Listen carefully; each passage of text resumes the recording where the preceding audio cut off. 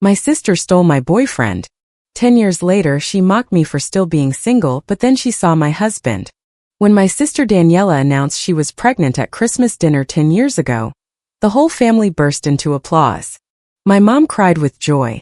My dad opened champagne, and when she revealed that the father was Rodrigo, my boyfriend of 3 years, the man I thought I was going to marry, the silence that followed lasted exactly 5 seconds before everyone started congratulating her again. As if I wasn't sitting right there watching my life fall apart. Rodrigo didn't even look at me. He kept his eyes glued to his plate while Daniela intertwined her fingers with his.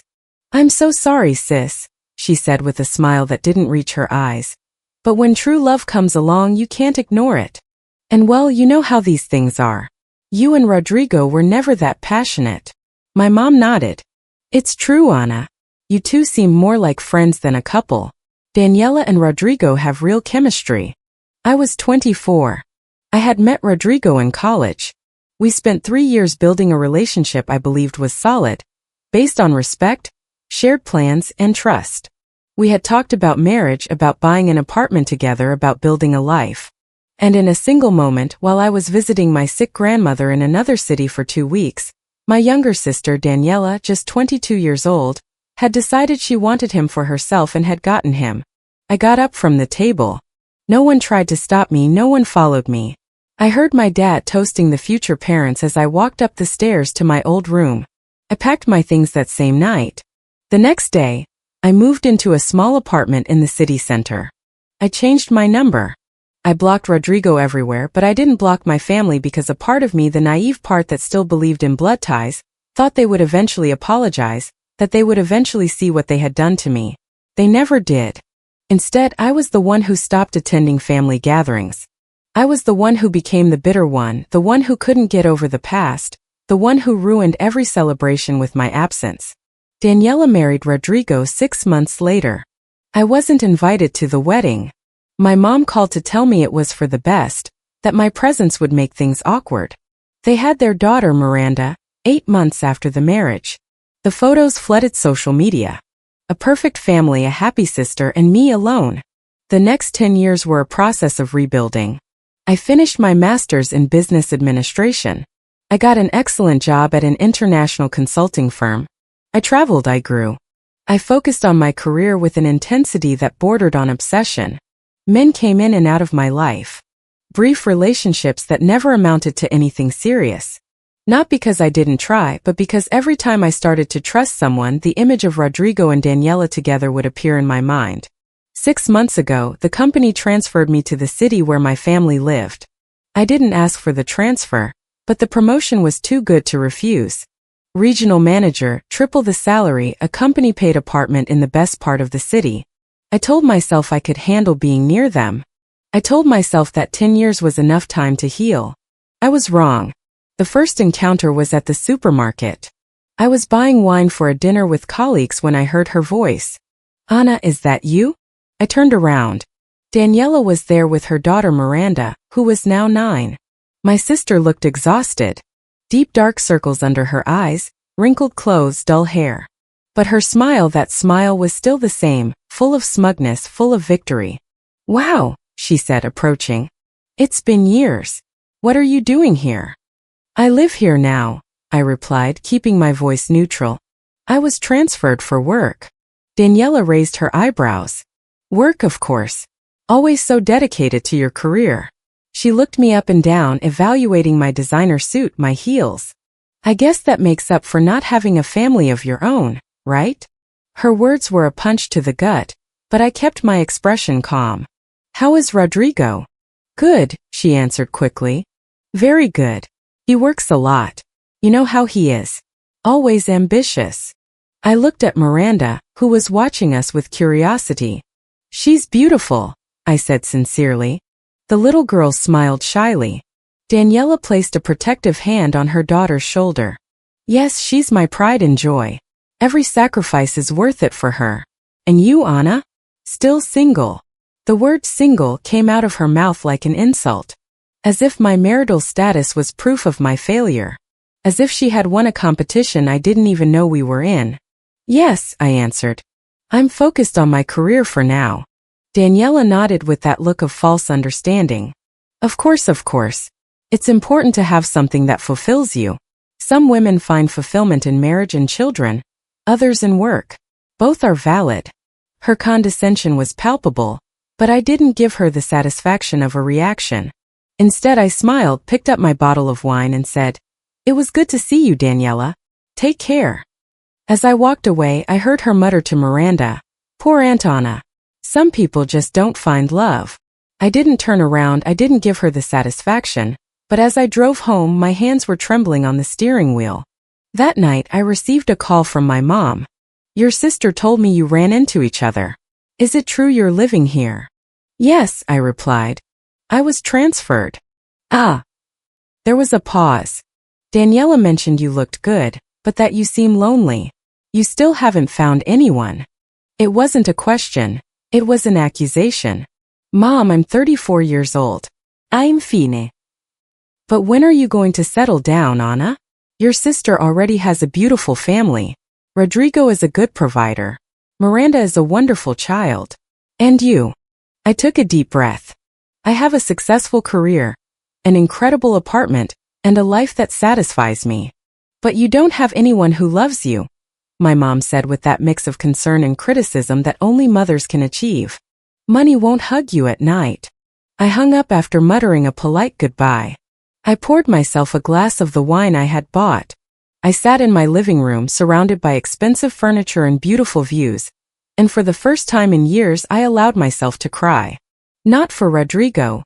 That wound had healed long ago. I was crying for my family, for the way they had discarded me, for how they continued to see me as the loser in a story where I was the victim. 3 weeks later, my mom organized a family dinner. "It's your dad's 60th birthday," she said on the phone. "It would be strange if you didn't come. Everyone misses you." I hesitated, but a part of me, the part that still longed to belong, accepted. "I'll be there," I said. "Perfect," my mom replied. "And Anna, try to be nice to your sister. It's been hard for her too." "Hard for her?" I wanted to scream. Hard for the woman who stole my boyfriend, who destroyed my family, who turned me into the outsider in my own story. But I just said, "Of course, Mom." On the day of the dinner, I got ready carefully. An elegant but not ostentatious black dress. High but comfortable heels. Perfect makeup. Impeccable hair. I looked at myself in the mirror and practiced my smile. "You can do this," I told myself. "It's just a few hours." I arrived at my parents' house at 7 p.m. My dad opened the door. "Anna, what a surprise to see you," he said, giving me a brief hug. "You look good." "Thanks, Dad. Happy birthday." I handed him an expensive gift, a watch I had chosen with care. He opened it and whistled. "Wow, this is too generous, honey." "It's what you deserve," I replied. We went into the living room. Daniela was there with Rodrigo and Miranda. My sister looked at me, and something dark crossed her face. Jealousy, maybe, or resentment. Rodrigo looked older. He had gained weight. His hair was thinning. He greeted me with an awkward nod. "Anna," he mumbled. "Rodrigo," I replied coldly. My mom came out of the kitchen, wiping her hands. "Anna, finally. Come, help me serve the food." The dinner was tense. Daniela and Rodrigo talked about problems with their mortgage, about how Miranda needed braces they couldn't afford, about how Rodrigo's job wasn't as stable as they had hoped. My mom consoled them. "These are tough times for everyone," she'd say. "But you have the most important thing. You have each other."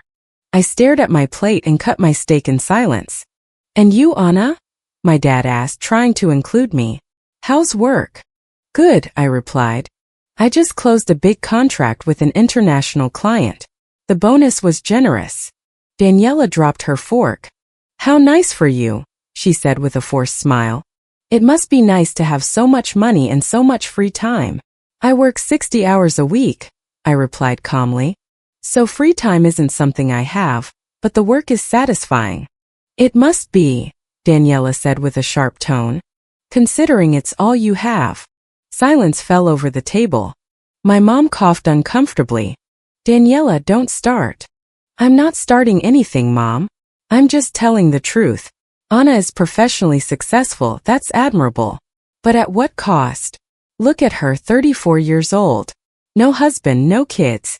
Is all that money really worth it if you're going to die alone? Daniela, Rodrigo intervened in a low voice. That's enough. No, I want to know, my sister insisted. Anna, are you happy? Genuinely happy? Or are you just pretending to be? I placed my napkin on the table. I stood up. The dinner was delicious, Mom. Thanks for having me. Wait, my dad said. You don't have to leave. Daniela is just. Just what? I interrupted. Just being cruel? Just reminding me that you all chose her 10 years ago and never apologized? Just making me feel like a failure because I decided not to forgive the unforgivable. Anna, please, my mom begged. This is family. We're your family. I looked around the table at my uncomfortable father, my pleading mother, an ashamed Rodrigo, and a satisfied Daniela. And in that moment, something inside me hardened. You stopped being my family 10 years ago, I said calmly. When you chose to support a betrayal instead of defending your daughter. When you decided my pain mattered less than your comfort. When you made me the villain of a story where I was the victim. I turned towards the door. Daniela stood up. Always so dramatic, she shouted. You know what your problem is, Anna? You could never accept that Rodrigo chose me, that I won. I stopped my hand on the doorknob. Slowly I turned to face her. Won. I repeated. You won a man who was cheating on me. You won a marriage built on betrayal. You won a life where you struggled to pay the mortgage. Daniela turned pale. Rodrigo stood up. That's not. I'm not finished, I interrupted him. And you're right, Daniela. I haven't found a husband in these 10 years. But unlike you, when I do find one, he won't be stolen. He won't be another woman's boyfriend. He won't be a man so weak he could be seduced while his girlfriend was caring for her dying grandmother. He will be mine, completely mine. And I won't have to spend the rest of my life wondering if someone will take him from me one day, the way I took him from someone else. I walked out of the house. I heard my mom crying inside. I heard Daniela yelling at Rodrigo, but I didn't look back. I drove home with tears streaming down my cheeks, not of sadness but of liberation. I had spoken my truth. I had stopped pretending everything was okay, that I had forgiven, that we could be a happy family. It felt like a weight I had been carrying for a decade was lifted from my chest. That night, when I got to my apartment, I found a message on my answering machine. It was from a coworker, Sebastian, inviting me to a social gathering the next weekend. Sebastian was kind, attractive, successful. We had flirted lightly at the office, but I had always kept things professional. Now looking at my phone, I thought, why not? I called him back. I'd love to go, I said. And for the first time in years, my voice sounded genuinely hopeful. The social gathering turned out to be a dinner party at Sebastian's house. When I arrived, I expected to find a large group, but there were only 6 people, all colleagues from the office. Sebastian greeted me with a warm smile. I'm glad you came, he said, handing me a glass of wine. I was starting to think you'd always say no. The evening was pleasant. Intelligent conversation, genuine laughter, delicious food. Sebastian was a natural host, attentive without being intrusive. Halfway through dinner, while the others were discussing a work project, he leaned towards me.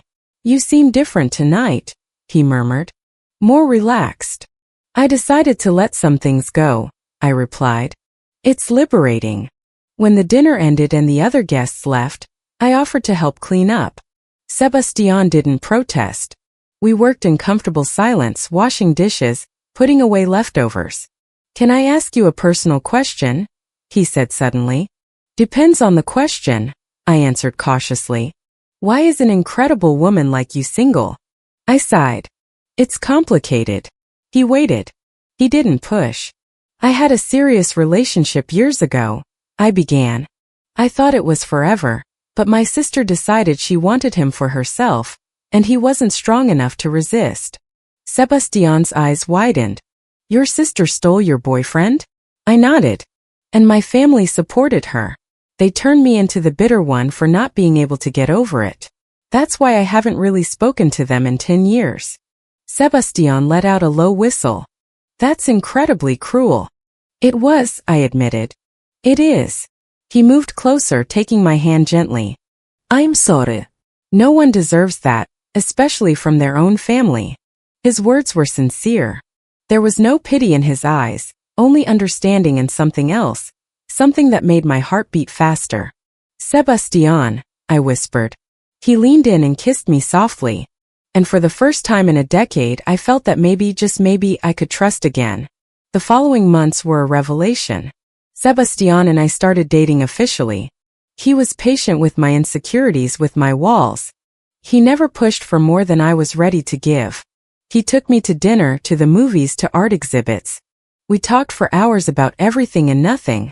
And slowly, very slowly, I began to believe I deserved to be loved. One Saturday afternoon, as we walked through the park, Sebastian asked about my family again. Do you miss your parents? Sometimes, I admitted. I miss what we could have been if things were different. But I don't miss the reality of who they are. They abandoned me when I needed them most. He nodded. My father abandoned me too, he said, when I was 8. He just left one day and never came back. I looked at him surprised. You've never mentioned that. There are a lot of things I haven't mentioned, he replied with a sad smile. Sebastian told me about his difficult childhood, raised by a single mother who worked 3 jobs. He told me how he had paid for college with scholarships and loans that took him 10 years to pay off. He told me about his first marriage, brief and disastrous, to a woman who only saw him as a ticket to a better life. And I understood that I wasn't the only one with scars. We all carried baggage. After 6 months together, Sebastian asked me to be his date to the company's annual gala. It was the most important event of the year, where all the executives and managers gathered with their partners. I accepted. I found the perfect dress, a midnight blue that accentuated every curve. Sebastian picked me up that night, and the look on his face when he saw me was worth every penny I spent. You are absolutely stunning, he said. You don't look so bad yourself, I replied with a smile. The gala was elegant. A 5-course dinner, a live orchestra, luxurious decorations. Sebastian introduced me to several important directors. They were all charming.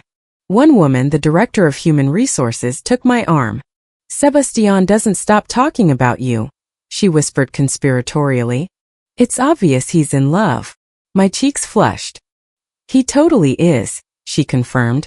And from the way you look at him, so are you. During the dance, Sebastian held me close. I love you, Anna, he murmured against my hair. You know that, right? My breath caught. No one had said those words to me since Rodrigo, and after Rodrigo, I had sworn never to believe them again. But Sebastian was not Rodrigo.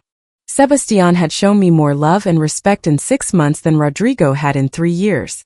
I love you too, I whispered back. And I meant it. That night, after the gala, Sebastian took me back to his apartment. We made love for the first time. It was tender and passionate. And when I woke up the next morning in his arms, I felt no panic or regret, only peace. Anna, Sebastian said as we had breakfast, there's something I need to tell you.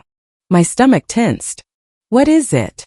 They're transferring me, he said, to the European office. It's a huge promotion. CEO of the European division. I can't turn it down.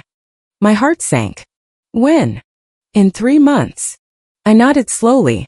I understand. It's an incredible opportunity. Yes, but there's something else, he continued. I want you to come with me. I looked at him, stunned. What? Come with me to Europe, he repeated. I know it's a lot to ask. I know you have your job here, your life. But Anna, I don't want to lose you. Not after finally finding you. The company can transfer you. They have offices in London, Paris, Berlin. We can make it work. My mind was spinning. Moving to Europe meant leaving everything behind. My apartment, my position, my city. But it also meant leaving my family behind. The painful memories, the constant reminder of betrayal. It meant starting over completely with someone who loved me. I need to think about it, I said. Of course, Sebastian replied. Take all the time you need. I just want you to know that I love you, and I want to build a life with you, wherever that takes us. I spent the next few weeks considering the offer. I spoke with my boss about the possibility of a transfer. He was surprisingly receptive. "You're one of our best managers," he said. "We can make it work. The London office needs your exact expertise. It would be a lateral transfer with a cost of living salary increase." I researched London apartments, language schools, opportunities. The more I thought about it, the more excited I became. But before making a final decision, I knew I had to do one thing. I had to close the chapter with my family once and for all. I couldn't move to Europe with that weight still hanging over me. I called my mom. "I need to talk to everyone," I said. "One last conversation." My mom sounded hopeful. "Does that mean you're going to forgive your sister?" "No," I replied firmly. "It means I need to say goodbye properly." The meeting was at a neutral cafe, not my parents' house. They all came. My mom, my dad, Daniela, and Rodrigo. Miranda stayed with the babysitter. We sat around a round table in uncomfortable silence. "Thank you for coming," I began. "I know things have been tense." "Tense is putting it mildly," Daniela muttered. I ignored her comment. "I've decided to move to Europe," I announced. "In 2 months. My job is transferring me to London." My mom put a hand to her chest. "Europe? But Anna, that's so far." "I know," I replied. My dad frowned. "Why so drastic?" "Because there's nothing keeping me here," I said, looking him straight in the eye. "You all made it very clear 10 years ago where your priorities lie. And I don't blame you for loving Daniela. She's your daughter too. But I was also your daughter, and you decided my pain mattered less than your comfort." "We tried to make peace," my mom protested. "We did the best we could." "No," I interrupted. Daniela leaned forward. "It was 10 years ago, Anna. How much longer are you going to punish us?" "I'm not punishing you," I replied calmly. "I'm freeing you. And I'm freeing myself. I'm moving to London with a man who loves me, who respects me, who would never betray me. I'm going to build a new life in a place where no one knows me as the pathetic sister who lost her boyfriend. I'll just be Anna. And that's enough." "Are you engaged?" Daniela asked, her voice tense. "Not yet," I replied. "But when Sebastian asks, and he will, I'm going to say yes. Because he's the kind of man who deserves a yes. Not the kind of man who sleeps with his girlfriend's sister while she's in mourning." Rodrigo shrank in his chair. My mom sobbed. "Anna, please," she begged. "Don't leave like this. Don't leave us like this." "I'm not leaving you," I said, standing up. "You left me first." I walked out of the cafe. No one followed me. And this time I didn't feel sadness, only relief. I had spoken my truth. I had closed the door. And now I could walk forward without looking back. That night, I went to Sebastian's apartment. "My answer is yes," I said as soon as he opened the door. "I'm going to London with you. I want to build a life with you. I want to be happy, and with you I think I can be." Sebastian lifted me up and spun me around. "I promise you'll never regret it," he said. "I'm going to love you every day for the rest of my life." Kissed him. And for the first time in a decade, I believed that love could be real, that it could be lasting, that it could be mine without the fear of someone taking it away. The next 2 months were a whirlwind of preparations. I packed my life into boxes. I gave up my apartment. I said goodbye to colleagues and friends. Sebastian and I looked for an apartment in London online. We found a perfect one in Kensington, bright, modern, with a view of the park. We rented it immediately. My boss threw me a farewell party at the office. Everyone was incredibly supportive. "Anna, you'll come visit, right?" a colleague said. "Of course," I replied. "And you all have to visit me too. London isn't that far." A week before my flight, my mom called. "Your father had a minor heart attack," she said, her voice trembling. "He's in the hospital. He's stable, but Anna, please come see him. I don't know when you'll be able to come back." My first instinct was to say no. But then I thought of Sebastian, of how he had forgiven his absent father before he died, of how he told me that regret was worse than forgiveness. "I'll come," I said finally. "But just for a few hours." The hospital smelled of disinfectant and sickness. My dad looked small in the hospital bed. Frail. He saw me enter and his eyes filled with tears.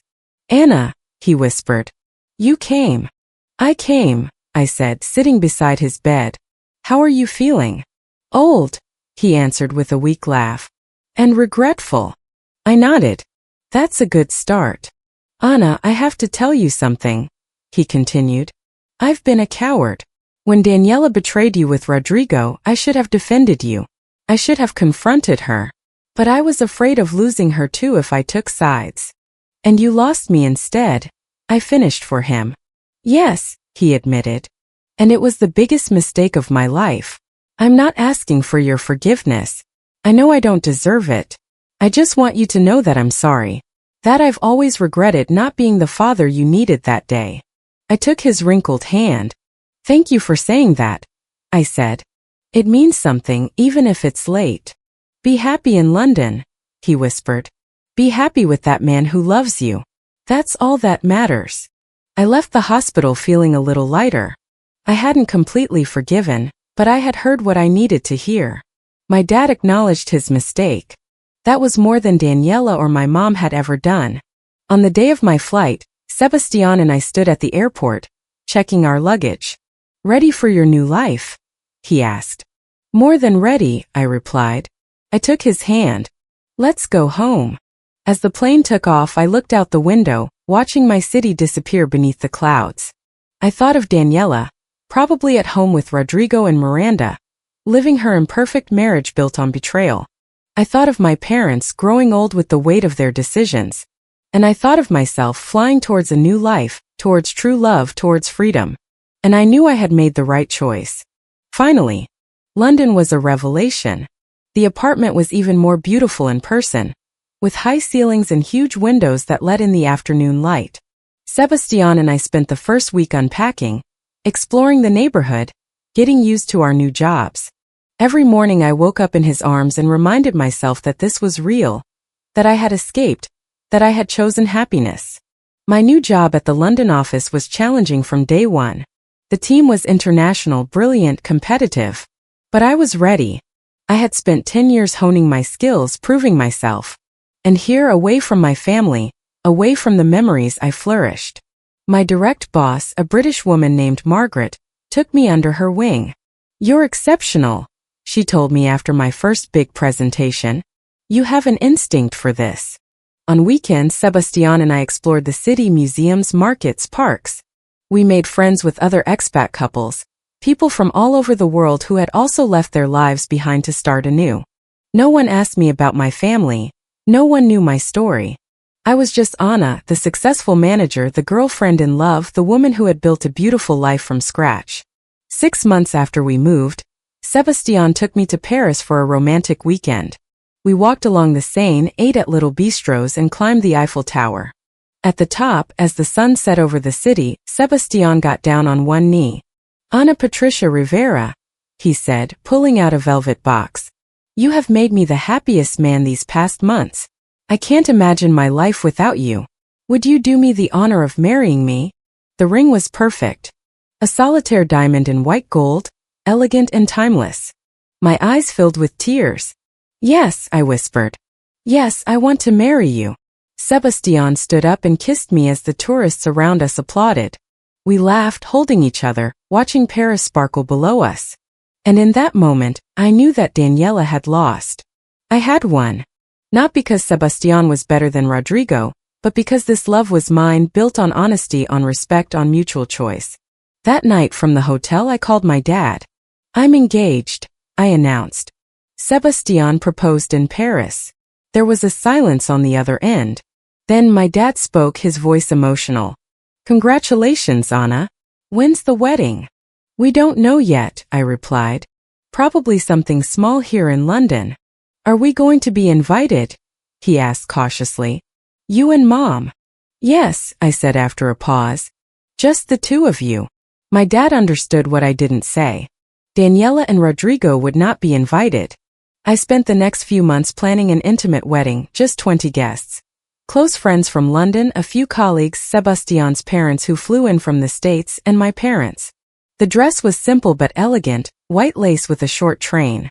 Sebastian looked stunning in his dark gray suit. The ceremony was in a botanical garden. surrounded by flowers and filtered light. As my dad walked me down the aisle, he whispered, "I'm proud of you, honey. Proud of the woman you've become." I squeezed his arm. "Thanks, Dad."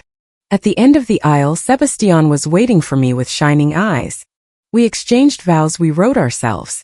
I promised to love him in good times and bad, in sickness and in health. I promised never to betray him, never to lie to him, never to give him reason to doubt. And he promised the same. The reception was joyful. Delicious food, live music, dancing late into the night. My parents seemed awkward at first, surrounded by strangers in a foreign country, but they gradually relaxed. My mom cried during my first dance with Sebastian. When the song ended, I went to their table. "Thanks for coming," I told her. "I know it was difficult." "It wasn't difficult," she replied, taking my hand. "What was difficult was all those years without you." "I'm sorry, Anna. I'm so sorry for everything." But I didn't ask about Daniela once, and they didn't mention her. It was as if she had been erased from the conversation, from the celebration of my new life. And that was exactly how I wanted it. After the wedding, Sebastian and I went on our honeymoon to Italy. 2 weeks of pasta, wine, ancient history, and love. In Venice, as we floated down the canals in a gondola, Sebastian said, "You know what I love about us? We chose this. No one forced us, no one pushed us. We just decided to love each other and build something beautiful." We returned to London renewed. Marriage changed something between us, not dramatically but subtly. There was a new security, a confidence that this was permanent. We bought our first apartment together, a bigger one with room to grow. We talked about having children eventually, though neither of us was in a hurry. First, we wanted to enjoy being husband and wife. A year after the wedding, I received a huge promotion. Senior Director of Operations for the entire European region. It meant more responsibility, more travel, and significantly more money. Sebastian hugged me when I told him the news. "I knew you'd do it," he said. "You're unstoppable." We celebrated that night at our favorite restaurant. We toasted to the future, to dreams fulfilled, to the love that had brought us here. But then, 3 months after my promotion, I received an unexpected message on social media. It was from Miranda, Daniela's daughter. She was 13 now. "Hi, Aunt Anna," the message read. "I know you probably don't want to talk to me. Mom says you're very busy with your life in London. But I need to tell you something important, and I don't know who else to talk to. Can we video call?" My first instinct was to ignore the message. I wanted nothing connecting me to Daniela. But Miranda was innocent. She hadn't chosen to be born from a betrayal. She hadn't chosen her parents. I accepted the video call. Miranda appeared on the screen, a teenager with long dark hair and nervous eyes. "Hi," she said shyly. "Thanks for answering." "Hi, Miranda," I replied. "What do you need to talk about?" She took a deep breath. "My parents are getting divorced. Dad had an affair with a coworker. Mom found out 3 months ago. They've been fighting constantly. And Aunt Anna, Mom says this is karma, that she deserves this for what she did to you. But I don't understand what she's talking about. What did Mom do to you?" My heart stopped. Daniela had never told her daughter the truth about how her marriage began. "Miranda," I said carefully, "did your mom ever tell you how she met your dad?" "They met in college," Miranda replied. "They fell in love. They had a beautiful wedding. I was born after." "That's the short version," I said. Miranda's eyes grew wide. "What? Mom stole Dad from you?" "Yes," I said simply. "And now, 13 years later, Dad has done the same thing to her. That's why she says it's karma. Because it is." Miranda started to cry. "I didn't know. No one ever told me. Mom always talked about you like you were the difficult sister who couldn't forgive. But she betrayed you." "Yes," I confirmed. "And your family discarded me for it." "I'm so sorry," Miranda sobbed. "I'm so sorry that happened to you." "It's not your fault," I said gently. "You didn't choose how you were born. And Miranda, I know this is hard for you, your parents' divorce, but I want you to understand something important. Your dad is not a good man. He never was. And your mom isn't an innocent victim in this either. They both built their marriage on betrayal. Rotten foundations eventually collapse. Do you still hate us?" Miranda asked in a small voice. Mom and Dad. I don't hate them, I answered honestly. Miranda nodded slowly. Can I ask you something? Depends on what it is. Can I keep talking to you? I don't have anyone else. Grandma and Grandpa are taking Mom's side. Dad is too busy with his new girlfriend. I feel so alone. My heart softened. Miranda was a child caught in the middle of the chaos her parents created. She didn't deserve to suffer for their mistakes. You can write to me whenever you need to, I said. I can't promise to answer immediately, I have a busy life. But I won't ignore you. Thank you, Aunt Anna, she whispered. It means a lot. After hanging up, I sat in silence processing the information. Rodrigo had cheated on Daniela. The man who had cheated on me with her had cheated again. And Daniela, who had built her life by stealing her sister's boyfriend, was now experiencing the exact same pain she caused me. Sebastian came home from work. Everything okay? He asked, seeing my expression. Daniela is getting a divorce, I said. Rodrigo cheated on her. I told him about the call with Miranda, about Daniela's karma confession, about everything. Sebastián whistled. Wow, that's ironic isn't a strong enough word. How do you feel about it? I don't know, I admitted. Part of me feels satisfaction. Part of me just feels tired. And part of me feels sorry for Miranda. Sebastian sat next to me. Miranda isn't to blame for her parents' actions. If you want to have a relationship with her, I support you. It's not about Daniela or Rodrigo. It's about a kid who needs someone. He was right. Over the next few months, Miranda and I talked regularly. She told me about school, her friends, her dreams. I gave her advice when I could. I listened when that was all she needed. I never spoke ill of her parents directly, but I didn't defend them either. I told her the truth when she asked. Daniela's divorce was ugly. Rodrigo fought for custody, though he was clearly only doing it out of spite. Daniela had to sell the house they had bought together. She moved into a small apartment. She lost many friends who decided her well-deserved karma wasn't worth their sympathy. My mom called to fill me in on the details. Your sister is devastated, she said. Rodrigo left her for a younger woman. Daniela feels like her life is falling apart. I don't know what you want me to say, Mom, I replied. Daniela did the exact same thing 13 years ago, and no one cried for me. But you eventually forgave her, my mom protested. You moved on, you found happiness. I didn't forgive her, I corrected. I just stopped letting her betrayal define my life. There's a difference. My mom sighed. She asks about you. She asks if you'll ever speak again. Tell her I have nothing to say to her, I replied. And please don't call me to talk about her divorce again. It's not my problem. I hung up feeling drained. Sebastian hugged me from behind. You did the right thing, he murmured. You don't owe her anything. I know, I said. But it still hurts that my mom expects me to comfort the person who destroyed me.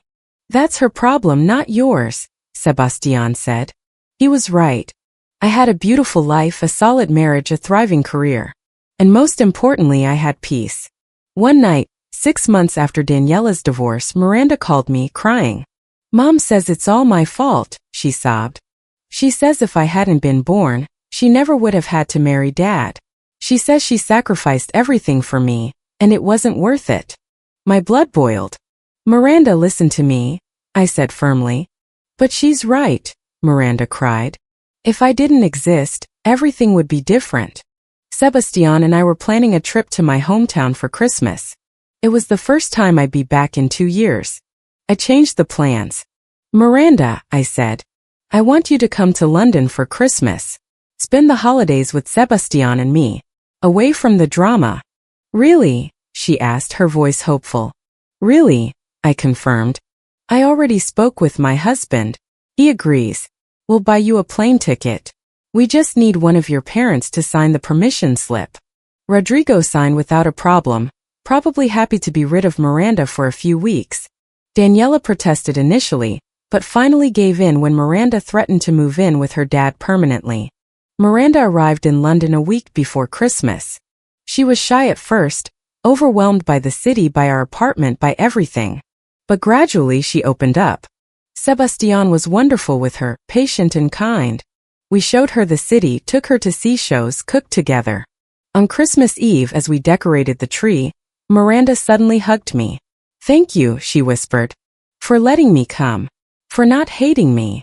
"I could never hate you," I replied, hugging her back. "You're innocent in all of this. And Miranda, I want you to know something. Regardless of how your life started, regardless of your parents' mistakes, you have value. You matter. And you will always have a place here if you need it." She cried in my arms, and I knew I had made the right decision. Helping Miranda didn't mean forgiving Daniela. It meant breaking the cycle of pain. After Miranda went home after Christmas, we kept in constant contact. We video chatted every week. She told me about school, her problems with Daniela, her insecurities. I listened, advised, and supported her. And slowly I watched her blossom. Her confidence grew, her grades improved. She had a stable figure in her life who didn't judge her, who didn't use her as a pawn in adult games. Daniela, according to Miranda, was not doing well. After the divorce, my sister had fallen into a depression. She lost weight. She stopped taking care of her appearance. She would spend days in pajamas without leaving the house. "Mom is bitter," Miranda told me. "She talks constantly about how men are no good, how love is a lie. She says she made the mistake of her life by letting love blind her." The irony was not lost on me. Daniela was finally understanding the pain she caused me, but instead of growing from it, she was sinking. 2 years after my wedding, Sebastian and I decided we were ready for children. I stopped taking birth control. We started trying. The first few months were exciting. Every possibility of pregnancy filled us with hope. But month after month, the test came back negative. After a year of trying, we consulted a fertility specialist. They ran extensive tests on both of us. The results were devastating. Sebastian had a low sperm count. It wasn't impossible for us to conceive naturally, but the odds were extremely low. I cried that night in our apartment, not for myself but for Sebastian. He felt guilty, as if he had failed me. "Anna, I'm so sorry," he kept saying. "I know how much you wanted this." I stopped him. He hugged me. "I don't deserve you," he whispered. "Yes, you do," I replied firmly. "You deserve everything." We decided to try in vitro fertilization. It was an exhausting process, physically and emotionally. The hormone injections made me feel bloated and emotional. The wait between each attempt was torture. The first attempt failed. The second one too. By the third, we had spent thousands of pounds and my body was exhausted. Sebastian suggested we take a break. "Maybe the universe is telling us something," he said sadly. "Maybe we're okay just being you and me." But I wasn't ready to give up. Not yet. We did a fourth attempt. This time the pregnancy test came back positive. I couldn't believe it. We did 3 more tests just to be sure. All positive. Sebastian cried when I told him. "We're going to be parents," I whispered, hugging him. "We're finally going to be parents." The pregnancy was complicated. I had severe morning sickness for the first 3 months, a risk of miscarriage that forced me onto bed rest. But every ultrasound, every heartbeat was worth it. I told Miranda first, even before my parents. She screamed with joy. "Aunt Anna, that's amazing. You're going to be a wonderful mom." Her enthusiasm filled me with warmth. Eventually, I called my mom. "I'm pregnant," I announced. There was a silence. Then my mom burst into tears. "Oh, Anna, what beautiful news. I'm so happy for you. Have you told Daniela?" she asked later. "No," I replied. "And I don't plan to." Mom didn't insist. After 2 years of watching Daniela's suffering, I think she finally understood that my sister didn't deserve to be in my life. The pregnancy progressed. We found out it was a boy. We named him Mateo, after Sebastian's grandfather. We decorated the baby's room in blue and gray. We bought tiny clothes, read parenting books, and with each passing day I felt more complete. This was what I had been waiting for. Not just a baby, but a family built on true love, mutual respect, and conscious choice. At 7 months pregnant, I received an unexpected call from my dad. My heart stopped. "What happened?" "She took pills," my dad said, his voice cracking. Miranda found her in time and called for an ambulance. But Anna, your sister left a note. And she mentions you. What does the note say? I asked, feeling a mix of horror and anger. It says she can't live with the weight of what she did to you. That she ruined her life for a selfish decision she made at 22. That she now understands what she took from you and she can't forgive herself. It says you achieved everything, true love, a faithful husband, a baby on the way, while she lost everything. And that it's justice, but she can't bear to live through it. I took a deep breath. Dad, I'm sorry Daniela is suffering, but I'm not going there. I'm not going to comfort her. She made her choices. Anna, please, my dad begged. Just visit her. You don't have to forgive her. Just let her see you. Let her apologize properly. Maybe that will help her heal. It's not my responsibility to help her heal, I said. I spent 10 years healing alone because no one in this family supported me. Daniela will have to do the same. But Anna, she's your sister. She was my sister, I corrected. Until she decided Rodrigo was more important than our relationship. Actions have consequences, Dad. Daniela is living with hers. I hung up, feeling a nausea that had nothing to do with the pregnancy. Sebastian found me crying in the living room. What happened? He asked, alarmed. I told him everything. The suicide note, my dad's plea, the guilt they were trying to put on my shoulders. Sebastian took my hands. Listen to me very carefully, Anna. None of this is your fault. Daniela is sick, yes. But her illness is not your responsibility. You didn't betray her. She betrayed you. And the fact that she regrets it now doesn't erase the pain she caused. But what if she really hurts herself? I whispered. What if next time Miranda isn't there in time? Then it will be a tragedy, Sebastian said gently but firmly.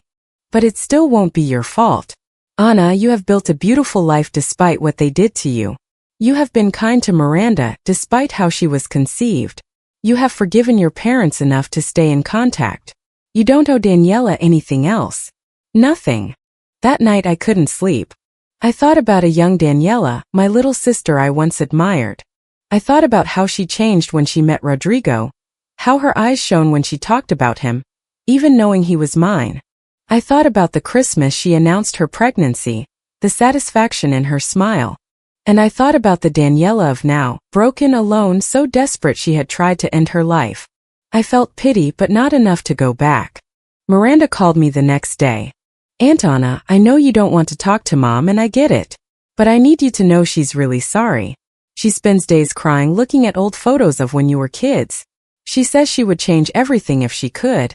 That she would rather have never met Dad if it meant having you back as a sister. I took a deep breath. Miranda, your mom is sick. She needs professional help, therapy, maybe medication. But I can't be her cure. It's not fair to me or my baby to carry that weight. I know, Miranda said softly. I just wanted you to know. And Aunt Anna, thank you for being my safe harbor in the middle of all this chaos. Without you, I don't know where I'd be. You're my real family. Her words melted my heart. You're my family too, Miranda. You always will be. 2 weeks later, my parents flew to London. They said they wanted to be there for the baby's birth, but I knew they also wanted to talk about Daniela, about her suicide attempt, about my supposed obligation as a sister. The conversation happened during dinner at our apartment. My mom, after a few glasses of wine, finally said it. Anna, you need to go see Daniela. She needs your forgiveness to move on. I put down my fork. Mom, we've already talked about this. I'm not going. My mom insisted. But she's your sister. She's suffering. No, interrupta. She's facing the consequences of her actions. There's a difference. You're cruel, my mom accused. My compassion died 13 years ago when you all chose to support the person who betrayed me instead of comforting me. I replied. Mom, Daniela made choices. Rodrigo made choices. You made choices. And I have lived with the consequences of those decisions every day since. Now it's her turn to live with hers. I will not sacrifice my peace for Daniela's comfort. My dad put a hand on my mom's arm. Leave her be, he said softly. Anna has the right to protect herself. Thank you, Dad, I said. And just so we're clear, this doesn't mean I wish Daniela harm. I hope she gets help. I hope she heals. But her healing cannot depend on my forgiveness. It has to come from within. My mom cried silently. Sebastian squeezed my hand under the table in support. The tension was palpable, but I stood firm. After dinner, when my parents left for their hotel, I collapsed on the sofa. Did I do the right thing? I asked Sebastian. Absolutely, he replied without hesitation. 3 weeks later, I went into labor. It was long and painful 18 hours that tested every limit of my endurance. But when I finally held Matteo in my arms, all the pain vanished. He was perfect. 10 fingers, 10 toes, big curious eyes. Sebastian's dark hair, my nose. Perfect combination of us. Sebastian cried as he held him. We did this, he whispered. We created a life. My parents came to meet Matteo at the hospital. My mom held him with tears in her eyes. He's beautiful, Anna. Absolutely beautiful.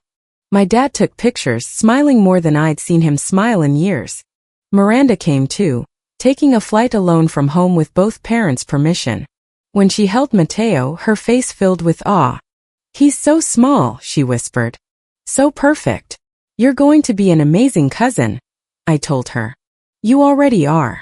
Does Mom know? Miranda asked later. About the baby?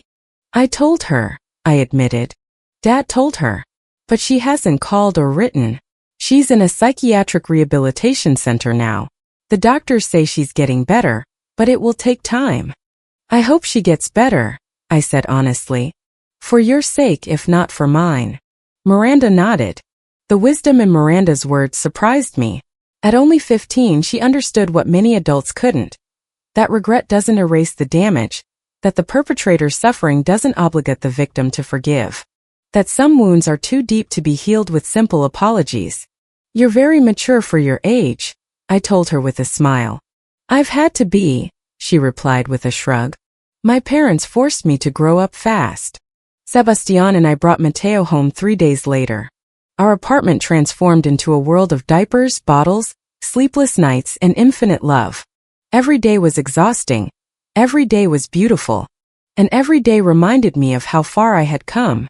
From the 24-year-old girl crying at Christmas after losing her boyfriend and her family, to the 36-year-old woman holding her son, married to the love of her life, successful and complete. One night, while feeding Matteo at 3 a.m., I reflected on everything. On Daniela in a psychiatric hospital facing her demons. On Rodrigo living with his new girlfriend, likely repeating the same patterns. On my parents growing old with the weight of their decisions. And on me finally at peace. I had won. Not because Daniela had lost, but because I had chosen happiness in spite of her. That was the real victory. Matteo was 6 months old when I got the news. My boss offered me the position of Chief Executive Officer of Global Operations. It meant overseeing all of the company's international offices. More money than I had ever dreamed of. More responsibility, more power, and the chance to prove that a woman could have it all. Career, family, happiness. I accepted without hesitation. Sebastian was incredibly proud. I knew you would achieve this, he said, kissing me. You're unstoppable. We celebrated that night with champagne, though I only had a sip as I was still breastfeeding. We toasted to the future, to dreams fulfilled, to the life we had built together against all odds. My promotion was industry news, interviews, articles, accolades. Suddenly, my name was everywhere. And of course my family saw it. My mom called, crying with pride. We're so proud of you, Anna. You've achieved incredible things. Thanks, Mom, I replied. My dad sent flowers to the office with a card that read, I always knew you were special. I even received a message from Miranda. Aunt Anna, you're my inspiration. I want to be like you when I grow up. Her words filled me with warmth. But there was nothing from Daniela. And I didn't expect it. According to Miranda, Daniela had been released from the psychiatric center after 3 months of intensive treatment. She was in weekly therapy and on antidepressants. She had gotten a job at a clothing store, something simple that didn't require much responsibility. She lived in a small apartment that my parents helped her pay for. And she avoided social media because seeing my success, as she told Miranda, reminded her of everything she had lost. Part of me pitied her, but most of me just felt indifference. Daniela had 13 years to genuinely apologize, to acknowledge the damage she caused, to try to rebuild our relationship. Instead, she had spent those years enjoying her stolen victory until that victory turned to ash. Her current suffering was not my responsibility or my problem. I had my own life, my own family, my own happiness to protect. When Matteo turned 1, we threw a big party. We invited friends from London, colleagues, neighbors. My parents flew in from home, and Miranda came too. The house was filled with laughter, music, and colorful decorations. Matteo, dressed in a tiny suit, was fascinated by the cake and candles. Sebastian and I held him as everyone sang "Happy Birthday." And in that moment, surrounded by love and joy, I felt completely fulfilled. After the guests left and Matteo was asleep, my parents stayed to help clean up. My mom was washing dishes while I put away decorations. "Anna," she said suddenly, "I need to tell you something. Daniela wants to come to London. She wants to meet Matteo. She wants to talk to you." My hands stopped. "What did you tell her?" "I told her I had to ask you first," my mom replied. "But Anna, I think you should consider it. She's really changed." "Mom, no," I said firmly. "I'm not doing this. I'm not inviting Daniela into my life just because she's sorry now. She had years to reach out. She chose not to until her own life fell apart. That's not genuine growth. That's desperation." "But she's your sister," my mom insisted. "And Matteo is her nephew. She has a right to know him." No, y interrupta. "She has no rights. Family rights are earned with love, respect, and loyalty. Daniela lost those rights 13 years ago." My dad came into the kitchen. "I heard the conversation," he said. "Anna, your mom means well, but she's wrong. You don't have to see Daniela if you don't want to. No one can make you. And frankly, after everything that's happened, no one should try." I looked at my dad, surprised. He had grown so much over the years. He had learned. "Thanks, Dad," I whispered. He nodded. "It's the least I can do after failing you the first time." My mom cried. "But she's alone," she sobbed. "She has no one. Rodrigo is gone. Her friends abandoned her. Her own daughter prefers spending time with you than with her. She's completely alone. That is the consequence of her actions," I said gently but firmly. "Mom, I understand it's painful for you to see your daughter suffer. But you can't ask me to sacrifice my peace of mind for Daniela's comfort. It's not fair to me, to Sebastian, or to Matteo." That night, after my parents left, I told Sebastian about the conversation. He held me. "You did the right thing," he murmured. "You always do." "I sometimes wonder if I'm too harsh," I admitted. "If I should at least hear what she has to say." Sebastian took my face in his hands. "Anna, listen to me. You owe Daniela nothing. Nothing. You built an incredible life in spite of what she did to you. Don't let guilt make you backslide now." He was right, as always. The following months continued to be wonderful. Matteo was growing fast, learning new words, taking his first steps. My job was challenging but rewarding. Sebastian and I were stronger than ever. Our marriage tested by challenges but never broken. And I was happy, genuinely, completely happy. Something I never thought possible after that Christmas so many years ago. Then, on Matteo's 2nd birthday, something unexpected happened. We were celebrating at a family restaurant with a small group when a special delivery arrived. A courier handed over a wrapped package addressed to Matteo. "Who sent it?" I asked. "The card says Aunt Daniela," the courier replied. My blood ran cold. Sebastian took the package. "Do you want to open it, or should I send it back?" "We'll open it," I decided. But after the party. That night, with Matteo asleep, Sebastian and I opened the package. Inside was an expensive teddy bear and a letter. The letter was from Daniela. With trembling hands, I read it aloud. "Dear Anna," it began. "I know I have no right to write to you. I know I don't deserve your attention. But I've been in therapy for a year, and my therapist says I need to make genuine amends for the harm I caused. I don't expect your forgiveness. I just want you to know the truth." The letter continued. "When I was 22, I was jealous of you.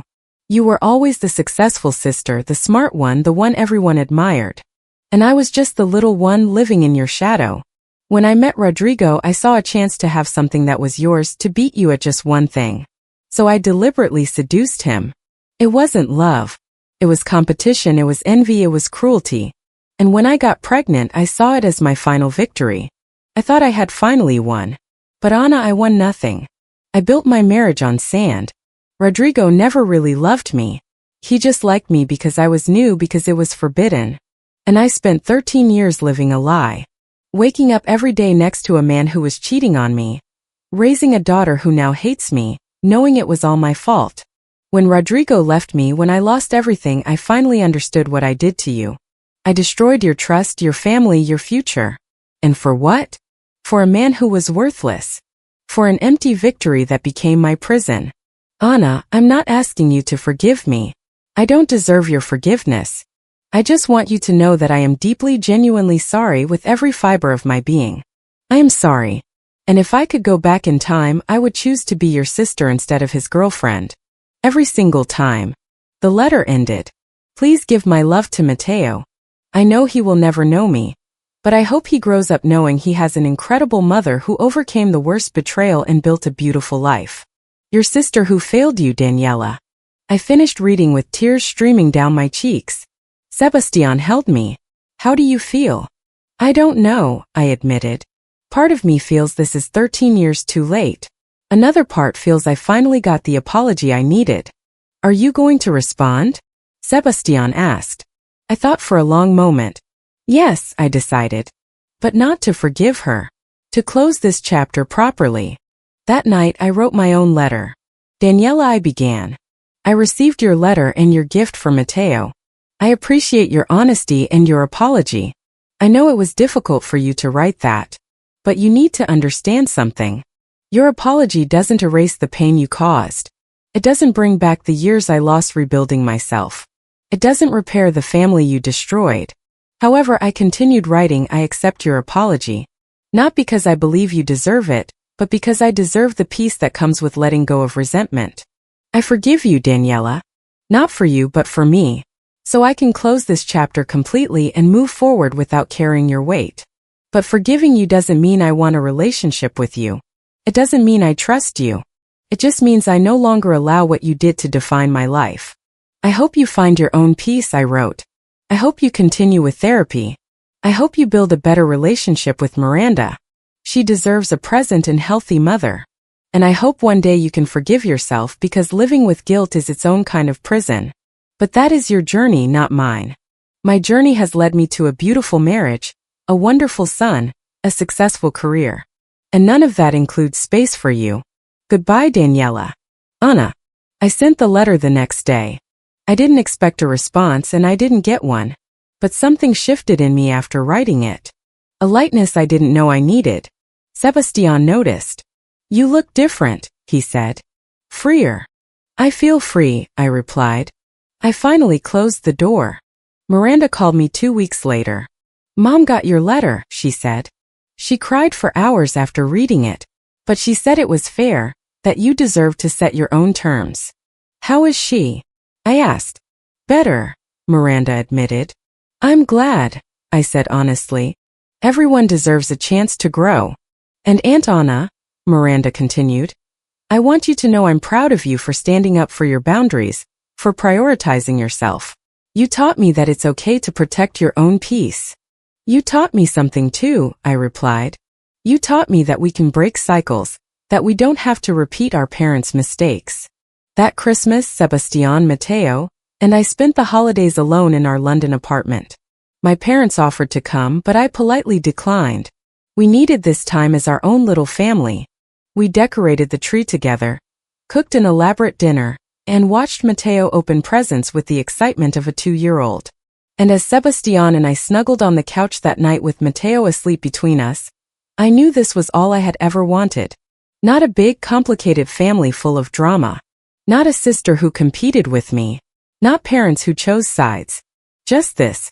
A husband who loved me unconditionally, a healthy and happy son, a career that fulfilled me, and the peace that came from knowing I had survived the storm and found my way to the sun. Daniela had stolen my boyfriend all those years ago, but in doing so, she had given me the greatest gift. She had forced me to let go of what wasn't mine and wait for what was. 5 years passed since that letter. Mateo was now 7, a bright and curious boy who loved dinosaurs and math. Sebastian had been promoted to executive vice president of the company. I was still CEO of global operations, traveling the world closing multi-million-dollar deals, being recognized in my industry. We had bought a beautiful house in the London suburbs with a big garden where Mateo could play. Miranda had come to live with us when she turned 18. She and Daniela never fully repaired their relationship. My sister had improved, she was stable, working, going to therapy, but the damage between mother and daughter was deep. Miranda asked for permission to move to London for university. Of course, I told her. You will always have a home with us. She was now studying engineering at a prestigious university and living in our guest room. My parents were getting older. My dad had another minor heart attack the previous year. My mom developed arthritis that made daily tasks difficult. We visited them once a year, taking Mateo to see his grandparents. They doted on their grandson, and I had managed to build a cordial relationship with them, not close like before, but functional. They had learned not to mention Daniela in my presence. I knew little of Rodrigo. Miranda told me he had remarried the woman he left Daniela for, and they had a son together. But according to rumors, Rodrigo was still the same, flirting with other women, likely cheating. Some people never change, and I was glad I hadn't wasted any more years on him. Every decision Daniela and Rodrigo made all those years ago had led me exactly where I needed to be. One Saturday afternoon, while Mateo was playing in the garden and Sebastian was making dinner, the doorbell rang. I opened the door and froze. Daniela was standing there. She looked different, thinner, with short, dyed blonde hair, wrinkles around her eyes. She wore simple but clean clothes. Her hands were trembling slightly. "Anna," she said softly, "please don't close the door. I just need 5 minutes." "How did you know where I live?" I asked, my voice cold. "Miranda gave me your address," she admitted. I begged her. I told her I just wanted to see you one more time. "Please, Anna. Just 5 minutes and I'll leave forever." I glanced back. Sebastian was at the kitchen door watching. I nodded at him. "It's okay." I stepped out onto the porch, closing the door behind me. 5 minutes, I said to Daniela. "I came to thank you," she began, "for letting Miranda live with you, for giving her the stability I couldn't, for being the mother I failed to be." "I'm not her mother," I interrupted. "You are her mother. I'm just her aunt who offered her a safe place." Daniela nodded. "You're right. But Anna, you gave her what I couldn't. Unconditional love, support, an example of what a strong woman should be. And for that, I will be eternally grateful." "Is that all?" I asked after a moment. "No," she admitted. "I also came to tell you that I finally get it. What I took from you wasn't just a boyfriend. I took your sense of security, your family, your ability to trust. And no apology will ever be enough for that. But Anna, I need you to know that not a day goes by that I don't regret it. Not a single day." I looked at my sister, this woman I once knew so well, who was now a stranger. "Daniela," I said slowly, "I appreciate you coming. I appreciate your honesty. But it doesn't change anything. I forgave what you did years ago. But forgiving doesn't mean forgetting. It doesn't mean letting you back into my life. I built something beautiful from the ashes you left behind, and I will not risk that for sentimentality." "I know," I replied. "And I wish you peace, Daniela. Genuinely. But far away from me." She nodded, her eyes filling with tears. "Can I see Mateo?" she asked. "Just a glimpse. He doesn't have to know who I am." I looked towards the garden where Mateo was playing with a toy truck. "No," I said firmly. "I'm not going to confuse him by introducing you as his aunt when you will never be a part of his life. It's better this way." Daniela sobbed but didn't argue. "I understand. Thank you for your time, Anna. I hope you're happy." "I am," I replied. "Very happy." Daniela turned to leave. Then she stopped. "Anna, one last thing. I'm proud of you. Of the woman you became. Of how you survived what I did to you and flourished anyway. You were always stronger than me." Her words touched me in an unexpected way, but I kept my expression neutral. "Goodbye, Daniela." Goodbye, Anna. I watched her walk to her old car. I watched her drive away, and I knew it was the last time I would ever see her. That chapter was finally completely closed. I went inside. Sebastian hugged me immediately. "Are you okay?" "Yes," I replied. I'm okay. "Really okay." That night, after putting Mateo to bed, Sebastian and I sat on the balcony with glasses of wine, watching the stars. "You've come a long way," he said, taking my hand. "From that hurt girl at Christmas to the incredible woman you are today." "I didn't do it alone," I replied. "You helped me. You showed me that true love exists." He kissed me softly. "I love you, Anna. More every day." "I love you too." Miranda came home late that night from the library. She joined us on the balcony. "Mom came by today, didn't she?" she asked. "I saw her car down the street." "She did," I confirmed. We spoke briefly. Then she left. "Are you mad at me for giving her your address?" she asked nervously. No, Iraplia. "I understand why you did it. She's your mom. But Miranda, I need you to understand that my relationship with her is different from yours. You can keep in touch if you want. I won't be." "I get it," Miranda said. "And I respect your decision. And Anna, you saved me. When my world was falling apart, you gave me stability. I don't know who I would be without you." "You are an incredible woman, Miranda," I said, hugging her. "You are going to do great things in this world. You already are." The three of us stood there watching the stars, this imperfect but loving family we had built. Years later, when Mateo was 11, he asked me about my family. "Mom, why have I never met your sister? Do I have cousins I don't know?" Sebastian and I looked at each other. We had known this conversation would come eventually. I sat down with Mateo and told him an age-appropriate version of the story.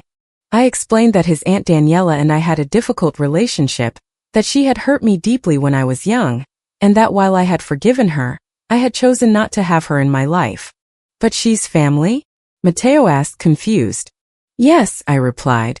"But Mateo, family isn't just about blood. Family is the people who love you, support you, and respect you. Your dad is my family, Miranda is my family, you are my family. And that's enough." Mateo nodded thoughtfully. "I think I understand.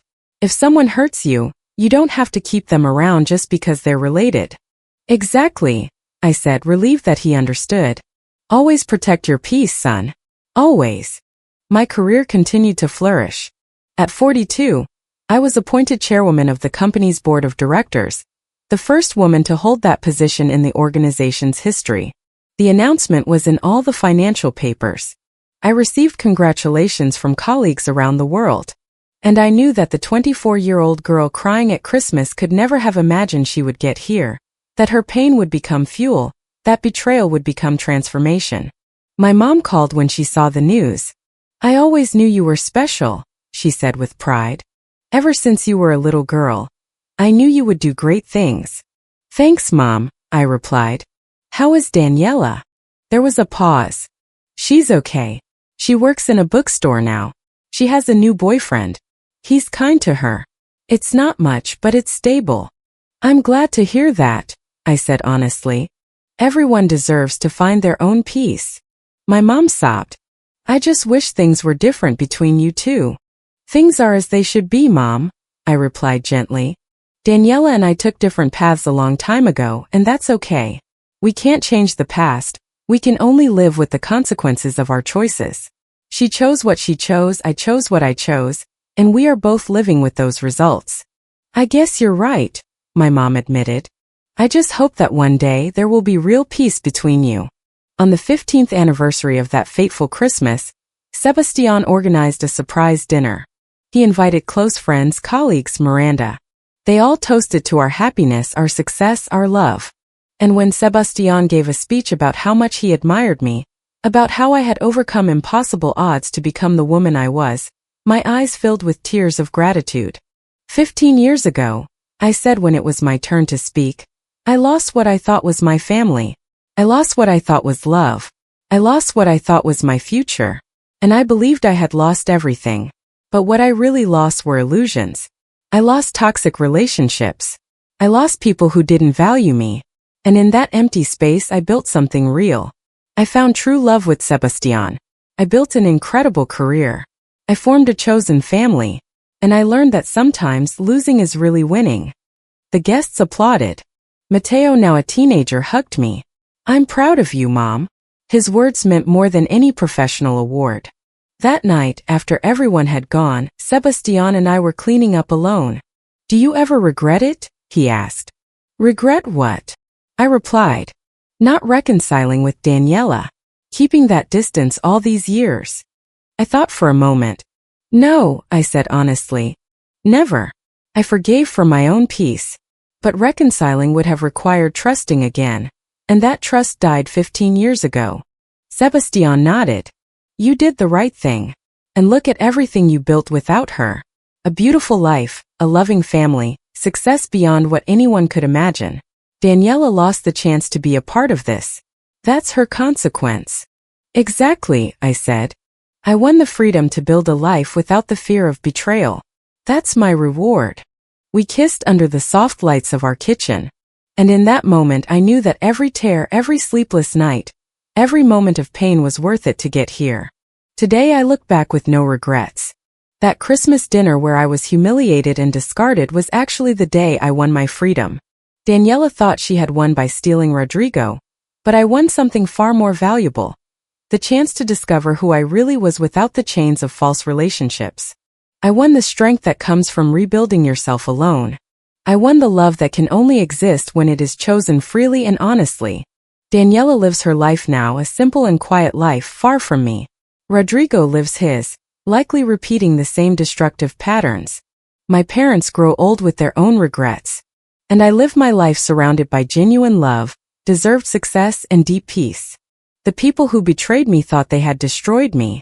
In reality, they gave me the greatest gift. They forced me to fly on my own. And it turned out I could fly higher than any of us ever imagined. To anyone going through a similar betrayal, through a family that chooses the perpetrator over the victim, I want to tell you this. You will survive. More than survive, you will flourish. The pain you feel today will become the strength that drives you tomorrow. The people who discarded you will live with that regret. You will live with the satisfaction of having built something beautiful in spite of them. And that is the best revenge. Not cruelty, not hatred, but unstoppable happiness in the face of those who tried to break you. What do you think of this story? Have you ever had to set firm boundaries with family members who betrayed you? Do you think Anna did the right thing by keeping her distance from Daniela, even after her apologies?